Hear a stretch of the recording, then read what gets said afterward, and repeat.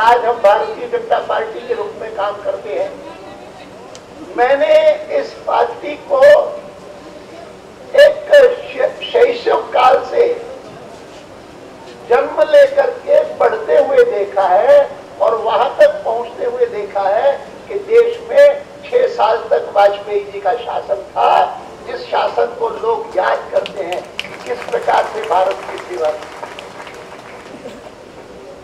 और वहां तक पहुंचते पहुंचते मैं जब पीछे मुड़ करके देखता हूं तो मुझे याद आता है कि शैशव काल में हमारी ताकत प्रमुख रूप से कहां से आई? या तो व्यापारी से आई, या कर्मचारी से आई, या कुछ मात्रा में विद्यार्थियों से आई। उस समय हमारे पास युवा मोर्चा नहीं होता था, लेकिन युवक होते थे। युवक इतने ज्यादा थे कि हम ढूंढते थे।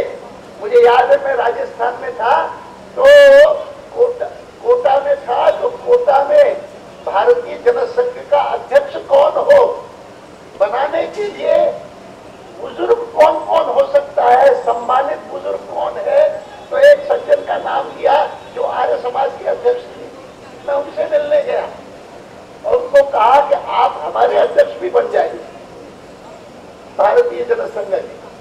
क्या वो तो राजनीतिक पार्टी है? मैंने कहा तो आप आर्य समाज के जो विचार है, सिद्धांत है, उनसे कोई टकराव नहीं है। आप आर्य समाज में रहे, अध्यक्ष रहे, लेकिन आप हमारे अध्यक्ष भी बन जाइए। और वो मान गए। लेकिन मुझे याद है इसलिए कि भाई हम ढूंढते थे कि हमारी पार्टी जिसमें अधिकांश युवक हैं 20-25 साल के, कुछ बुजुर्ग होना चाहिए जिसको हम अध्यक्ष बनाए, और बनाया।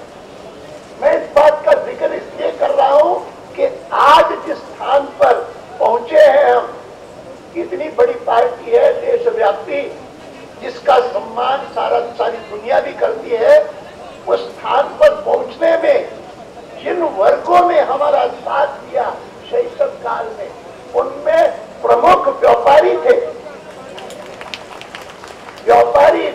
कर्मचारी थे, विद्यार्थी थे, युवक थे, और उन्होंने किया और हम पहुंच गए यहाँ पर।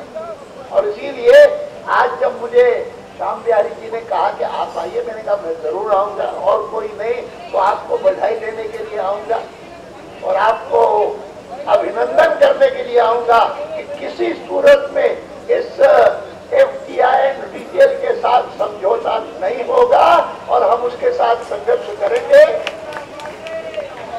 और हम उसके साथ संघर्ष करके सरकार को मजबूर करेंगे। अभी आसाम में घटनाएं हुई, किसी घटना और किसी समस्या के रूप को समझने की बात होती है। मैं जब वहां पर गया तो मुझे बताया गया कि वहां पर जो आदिवासी बोडो है, उन बोडो को मारा जा रहा है, उनका संघर्ष हो रहा है। संघर्ष करने वाले कौन है? और उन्होंने कहा कि ये तो हिंदू मुस्लिम दंगे हो रहे हैं। मैंने जाते ही पहली बात कही कि इस बात को पहचानिए कि हिंदू मुस्लिम दंगा नहीं है। तो उन्होंने कहा क्या है? किसी दूसरे ने कहा कि ये ट्राइबल वर्सेस नॉन ट्राइबल है, आदिवासी हैं और गैर आदिवासी हैं, उनके बीच में झगड़ा है। मैंने कहा ये भी बात सही नहीं है, ये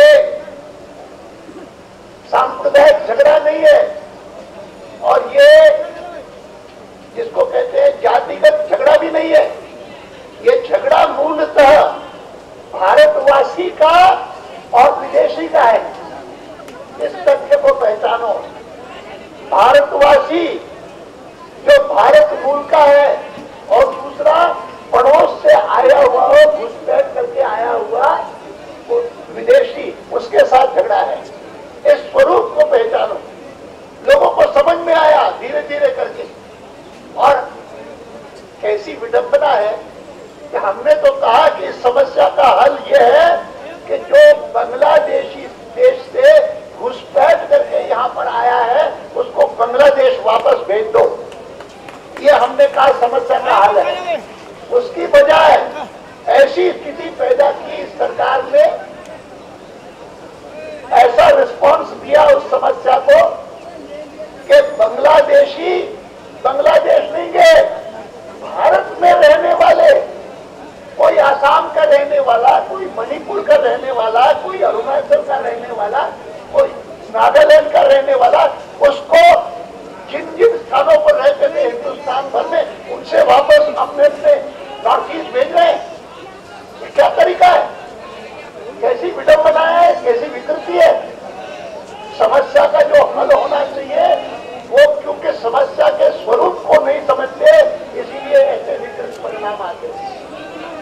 मैं यही कहने वाला आया हूं आपको कि आज हिंदुस्तान का व्यापारी जिस प्रकार से देश की सेवा कर रहा है, उसके सेवा करने के काम में कोई बाधा ना आए, इस दृष्टि से इस बात को पहचानना चाहिए कि रिटेल ट्रेड में एफडीआई परमिट करना और वॉलमार्ट को यहाँ पर लाना, ये एक प्रकार से हिंदुस्तान के यहाँ के भारतवासी के साथ अन्याय है, एक विदेशी सरकार के प्रभाव। उसको स्वीकार नहीं करना चाहिए और उसके साथ संघर्ष करना चाहिए।